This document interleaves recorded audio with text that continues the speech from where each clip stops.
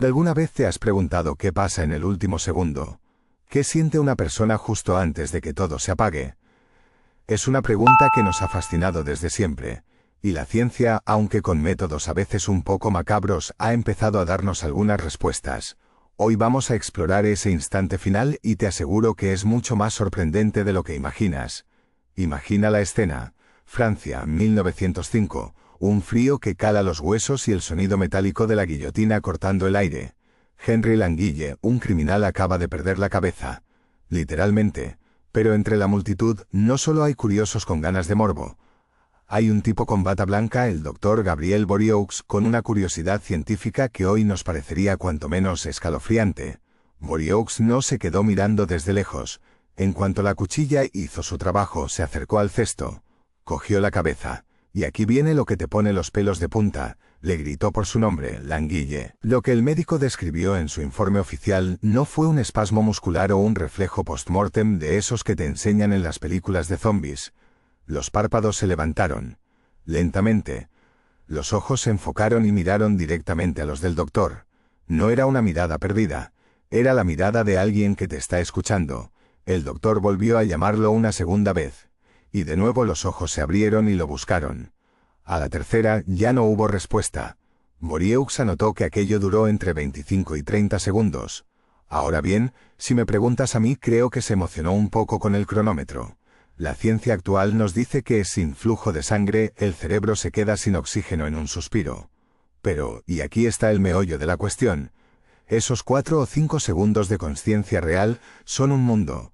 Es tiempo suficiente para darte cuenta de que ya no tienes cuerpo. Vaya papeleta, no. Siempre hemos pensado que la muerte es como darle al interruptor de la luz. Clic y a oscuras. Pero resulta que el cerebro es un órgano bastante cabezota. No se rinde a la primera. Para que nos entendamos, es como cuando apagas un ordenador viejo. Los ventiladores siguen girando un rato. Hay luces que parpadean y el disco duro da un último quejido antes de quedarse mudo. En el caso humano, ese último quejido es una actividad eléctrica frenética. Lo que Boriaux presenció fue el último cartucho de energía de Languille. Esos segundos donde el cerebro, en un intento desesperado por entender qué demonios está pasando, tira de las reservas de energía que le quedan. No es que el condenado estuviera planeando su próxima cena, pero sí que había una chispa de yo todavía allí. Y eso, amigos, es lo que realmente nos vuela la cabeza. Seguro que has oído 1000 veces eso de «vi mi vida pasar por delante de mis ojos». Suena a frase hecha de guionista perezoso, pero la ciencia dice que de perezoso nada. Todo empezó con un geólogo suizo llamado Albert Heim, a finales del siglo XIX. El hombre se pegó un castañazo bajando por los Alpes y, mientras caía hacia lo que parecía una muerte segura, experimentó algo rarísimo. No sintió miedo, ni dolor. Lo que sintió fue una claridad mental absoluta. Heim, que debía de ser un tipo muy metódico, se dedicó después a entrevistar a otros montañeros que habían sobrevivido a caídas libres, y la sorpresa fue que casi todos contaban lo mismo. Describían una especie de revisión panorámica de su existencia. No eran recuerdos aleatorios. Era como si su cerebro hubiera editado un tráiler de sus mejores y peores momentos en cuestión de milisegundos. Y lo más curioso, todos hablaban de una paz profunda. Nada de pánico. Pero ¿cómo es posible que mientras te precipitas al vacío estés tan tranquilo? La explicación técnica tiene que ver con cómo el cerebro gestiona el trauma extremo. Es como si, ante la imposibilidad de huir físicamente, la mente decidiera irse de viaje, para protegerte del impacto emocional. Es un mecanismo de defensa brutal que nos hace preguntarnos si el último segundo es, en realidad, el más amable de todos. David Eagleman, un neurocientífico que es un auténtico fuera de serie, quiso poner a prueba esta sensación de que el tiempo se detiene. No se le ocurrió otra cosa que tirar a voluntarios desde una torre de 30 metros, en caída libre. Les puso un cronómetro especial en la muñeca que parpadeaba a una velocidad que el ojo humano no puede captar en condiciones normales. Si el tiempo realmente se ralentizara para el cerebro bajo terror, los voluntarios deberían haber podido leer los números del cronómetro. ¿El resultado? No pudieron leer ni uno. Entonces, ¿por qué juraban que la caída había durado una eternidad? La conclusión de Eagleman es fascinante. No es que el tiempo vaya más despacio, es que tu cerebro, ante la amenaza de muerte, empieza a grabar información como un loco. Tu amígdala, la zona del miedo, se pone en modo grabar en 4K y a 120 frames por segundo. Cuando todo pasa y miras atrás, tu memoria tiene tantos datos de ese segundo que tu cerebro concluye: vaya, esto ha tenido que durar mucho tiempo. El último segundo no es más largo cronológicamente, pero se siente como una vida entera por la densidad de recuerdos que genera. Si lo de la guillotina te ha parecido fuerte, espera a ver lo que descubrieron en la Universidad de Michigan en 2013. Durante años, la comunidad científica creía que en cuanto el corazón se paraba, el cerebro entraba en un estado de silencio absoluto. Pues resulta que no. Hicieron pruebas con ratas y monitorizaron su actividad cerebral durante un paro cardíaco inducido. Lo que vieron fue una explosión de ondas gamma. Para los que no estéis puestos en neurociencia, las ondas gamma son las que usamos para las tareas cognitivas más complejas, cuando estamos muy concentrados o procesando información de varios sentidos a la vez. 30 segundos después de que el corazón dejara de latir, el cerebro de las ratas estaba más activo que cuando estaban despiertas y correteando. Estaban en un estado de hiperconsciencia. Y claro, la pregunta del millón era: ¿nos pasa esto a los humanos? Pues la respuesta nos llegó de rebote, por un accidente médico que es de esas carambolas que solo pasan una vez en la vida. En 2022, un equipo de médicos estaba tratando a un hombre de 87 años que sufría ataques de epilepsia. Lo tenían conectado a un electroencefalograma para ver qué pasaba en su cabeza. De repente, el hombre sufrió un infarto y murió mientras estaba conectado a la máquina. Por primera vez en la historia, teníamos el mapa de un cerebro humano cruzando la frontera final. Lo que registraron los aparatos fue exactamente lo mismo que en las ratas de Michigan, pero a escala humana.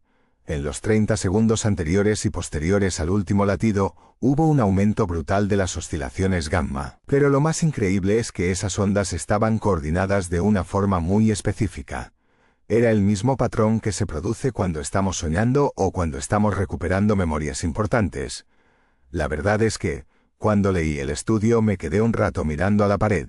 Esto significa que, técnicamente, la ciencia ha respaldado la idea de que lo último que haces antes de irte es recordar. Tu cerebro te monta una despedida personalizada con tus mejores recuerdos. No es magia. Es neurobiología pura y dura intentando dar sentido al final. Si pensabas que ya lo sabíamos todo, en 2023 la investigadora Himo Borgigin le dio otra vuelta de tuerca al asunto. Analizó a pacientes en coma a los que se les retiraba el soporte vital. Al morir, sus cerebros mostraron esa misma tormenta de ondas gamma, pero ella se fijó en dónde ocurría exactamente esa actividad. Se concentraba en la unión temporoparietal posterior. Un nombre muy largo para una zona que hace algo muy humano. Es donde se gestiona la conciencia de uno mismo, la empatía y la capacidad de distinguir entre yo y el resto del mundo. Esto es lo que me parece más potente de todo. En el momento en que el cuerpo se apaga, la región que más brilla es la que te define como individuo. El cerebro no se dedica a gestionar el dolor o el miedo al vacío. Dedica su última gota de energía a reafirmar quién eres. Es como si antes de que se baje el telón el actor saliera a saludar y dijera: «Este he sido yo». Y la pregunta del millón: ¿por qué sentimos paz y no pánico? Es una pregunta que nos hacemos todos. Si te vas a morir, no deberías estar aterrorizado, pues parece que la evolución nos ha echado un cable aquí. Cuando el estrés llega a un punto de no retorno, el cuerpo libera una cascada de endorfinas y otros compuestos químicos que actúan como un anestésico natural.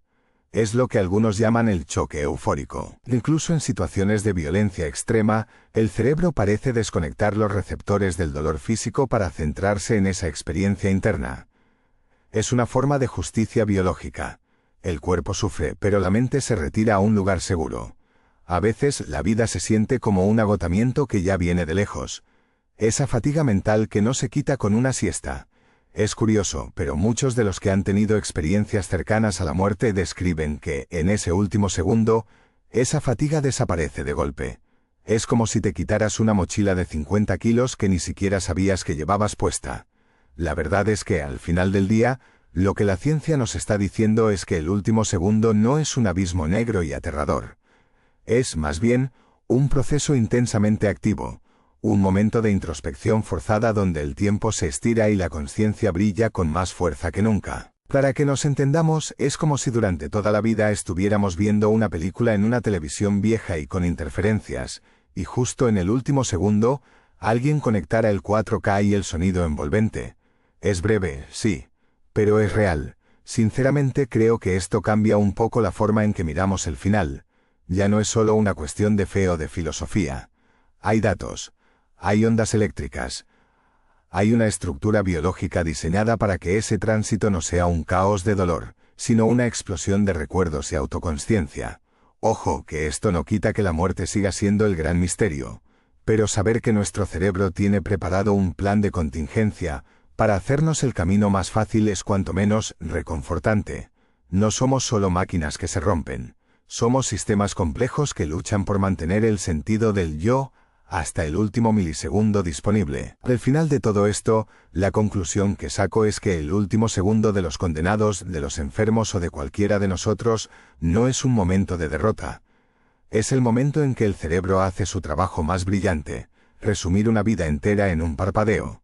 ¿Y tú, qué crees que verías en ese tráiler final? ¿Sería ese viaje que hiciste hace años, la cara de alguien especial, o quizás algo tan tonto como el olor a café por la mañana? Sea lo que sea, parece que tu cerebro ya lo tiene guardado en la recámara, esperando su momento de gloria. Si te ha picado la curiosidad y quieres profundizar más, te invitamos a leer el artículo completo en nuestra web. Y por supuesto, no olvides suscribirte a nuestro canal para no perderte más historias fascinantes como esta.